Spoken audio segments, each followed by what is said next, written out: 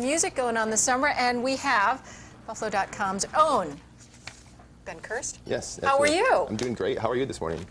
We're doing great now that you're here. Thank you very much. Lots of things going on at the Waterfront, concerts especially. Yes, yes. Well, yesterday was a big announcement of all the Thursday at the Waterfront concerts.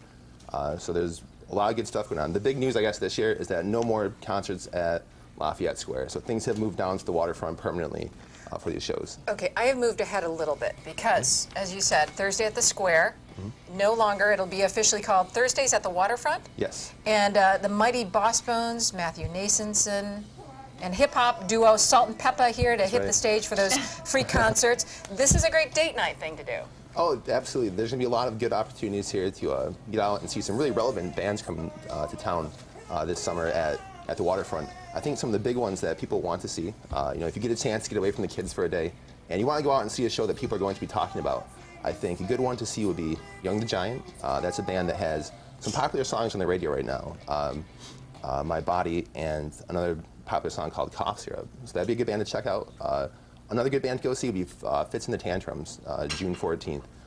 A lot of fun, rock and soul, great horn section. They put on a really good show. Definitely want to, you know, if you can get that special date night, go see Fits in the Tantrums, go see Young the Giant. If you want to take the kids, you've done date night. Yes. What ones would you take the kids to? Well, if I had to take my kids to a show, I think July 5th, Arrested Development would be a good show to take your kids to. That's a band that mixes up hip-hop, jazz, folk, blues. They have some interpretive dance on stage also. Parents are going to remember their big hit song, Tennessee, or Wendell. But this is also going to be a chance where they can kind of learn something, you know, very relevant, socially conscious band. So.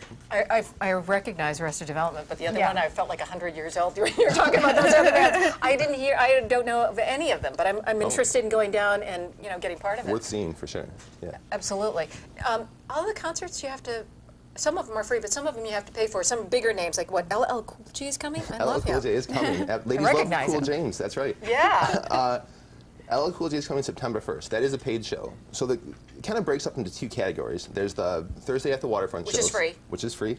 And there's the Rocks the Harbor concerts, which are ticketed. So it's $10 pre-sale for those shows, which is a great bargain. I should add 10 bucks for a show. Then $20 if you come day of the show. LL Cool J is coming at the end of summer.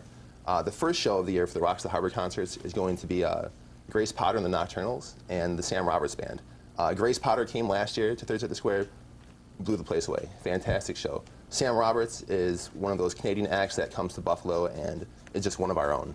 Very popular in this area. That's going to be a huge party worth going to. Is that one of the cool and casual bands that we're supposed to look out for? They're a little more on the rockin' side. Rockin' side, I'm all for that. Don't recognize, I'm going to go to that one. All right, let's talk cool and casual then. Well, I think the most cool and casual act to catch this year at the Waterfront, I almost said the Square, will be Matt Nathanson. If you're familiar with some of his work, Come On Get Higher is one of his very popular songs. He's played at Starry Night in the Garden here locally. He comes through about once a year. He's kind of a softer rock type guy. Very funny from the stage, also quite a showman. A good show to go to if you just kind of want to relax tonight down at the Waterfront. I think that's just so great that all these concerts are coming. We also have another theme, a rock out night.